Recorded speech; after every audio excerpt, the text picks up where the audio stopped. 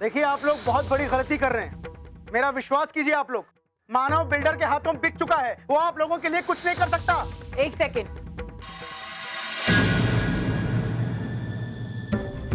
आप लोग जाइए, मैं इनसे बात करती हूँ। धर्मेश, तुम इंसान के रूप में जन्म लिया ना, तो कभी कभी इंसानों की तरह बर्ताव कर लिया करो। हमेशा किसी के लिए गलत सोचना, गंदा सोचना जरूरी नहीं है। धर्मेश, तुम्हें थोड़ी सी भी शर्म नहीं आती? तुम इन लोगों को मानव के खिलाफ भड़का रहे हो। घटिया इंसान हो गए हो तुम। मैं यहाँ तुम्हारे मुंह लगने नहीं आया हूँ। स्टॉल वालों को कन्विंस करना मेरा काम है और मैं वही कर रहा हूँ। प्लीज धर्मेश, अपने पापों को काम का नाम देकर उसे छुपाने की कोशिश मत करो। तुम्हें क्या लगता है तुम इन लोगों को मानव के खिलाफ भड़का लो? ऐसा कभी नहीं होगा, ऐसा कभी नहीं होगा धर्मेश, क्योंकि इन लोगों का रिश्ता जो मानव के साथ है ना, वो प्यार, विश्वास का है। लेकिन तुम क्या समझोगे इन सारी चीजों को? तुम्हें तो रिश्ते बनाते आते ही नहीं। तुम्हें तो सिर्फ लोगों का नुकसान करना आता है। अर्चना, ये मत भूलो कि मानव भी मेरी तरह डीके सर के लिए काम करता है। तो उसने भी ऐसी कई चौल खाली करवाई। वो कोई दूध का धुला हुआ नहीं है। एक सेकंड धर्मेश, तुम प्लीज अपनी तुलना मानव के साथ मत ही करो, तो तुम्हारे लिए बहुत अच्छा होगा। क्योंकि जब भी तुम ऐसा करते हो ना, तुम बहुत छोटे लगते हो। मैं मानती हूँ कि मानव डीके सर के साथ काम करते हैं, उन्होंने ऐसी कई चौले खाली कराई, लेकिन ये बात भी उतनी ही सच है कि उन्होंने कभी किसी का नुकसान नहीं किया। ठीक है, बड़ा नाज है ना तुम्हें अपने पति पर। मैं भी देखता हूं अपनी इस अच्छी सोच को लेकर और डीके सर से अलग होकर कितने दिन सर्वाइव कर पाता है। अर्चना, डीके सर बिजनेस से आगे किसी चीज को कोई अहमियत नहीं देते। अपने बिजनेस के आगे ना वो मानव का ख्याल करेंगे और ना ही चौल वाले। चौल वाले तो बेघर होकर रहेंगे अर्चना। ऐसा कभी नहीं होगा धर्मेश। एक बात अच्छे से समझ लो धर्मेश, अगर तुम्हें ये लगता है कि तुम मानव की गैरहाजिरी में इस चौल को खाली करा सकते हो या इन लोगों को भड़का सकते हो मानव के खिलाफ, तो ऐसा कभी नहीं होगा। मैं तुम्हें अपने घटिया इरादों में कभी कामयाब होने ही नहीं दूंगी।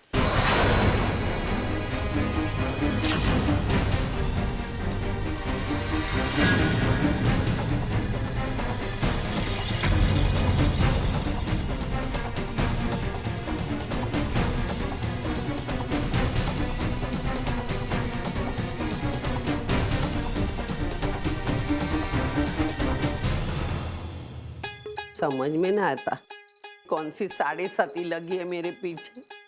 लोग तो लोग, ये नसीब भी मेरा साथ नहीं देता है।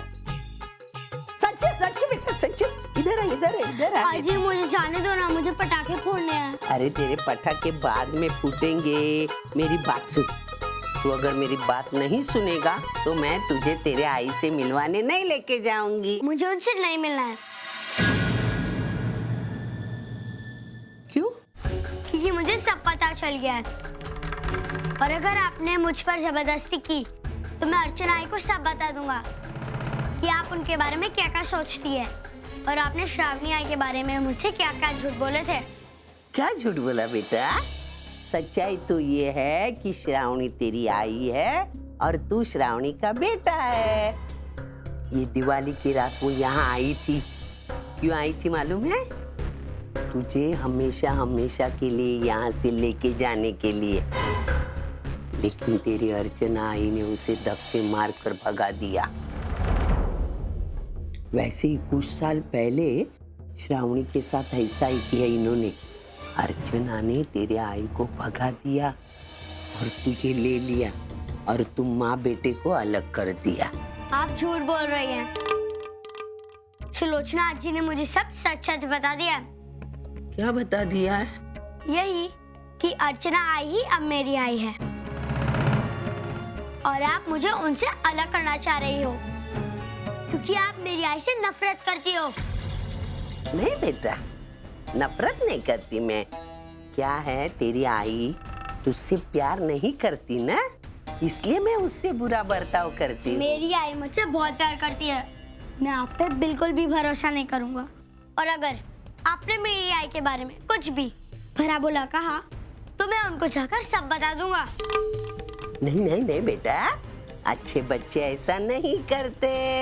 तू पहले ही श्रावणी को खो चुका है, हैं?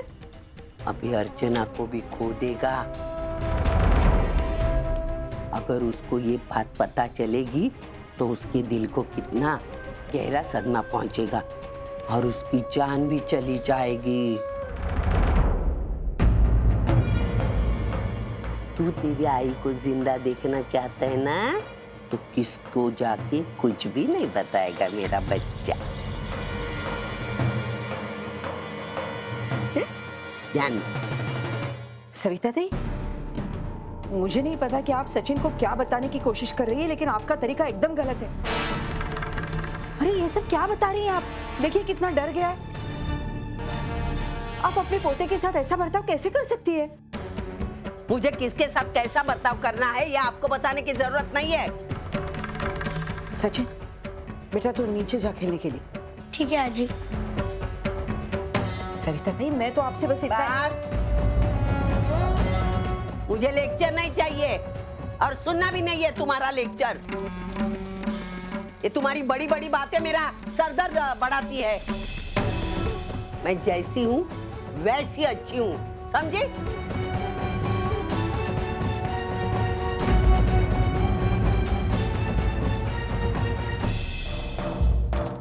तुम्हारे घर में रिवाज नहीं है क्या आए हुए आदमी को पानी पिलाओ, खाना खिलाओ?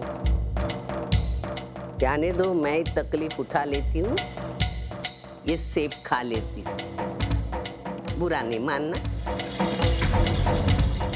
वाह मस्त है। करंज कर घर खरीदने के लिए जो भी करना है वो करो, लेकिन मेरे मानव के बारे में जरा भी गलत सोचा ना, तो ये जो मेरा दिमाग तुम्हें मदद करने के लिए इस्तेमाल करने वाली हूँ, वो तुम्हारी बर्बादी करने के लिए इस्तेमाल करूँ। ध्यान में रखना।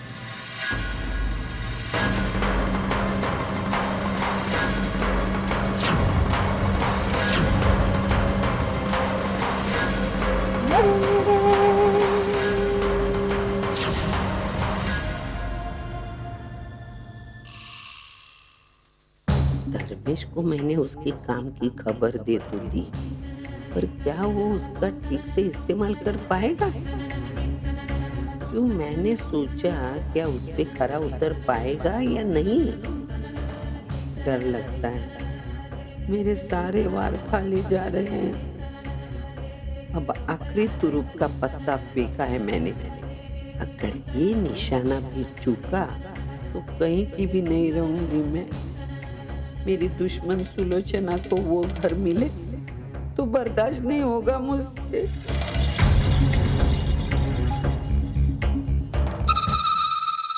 दादा, मुझे एक गिलास दे दो।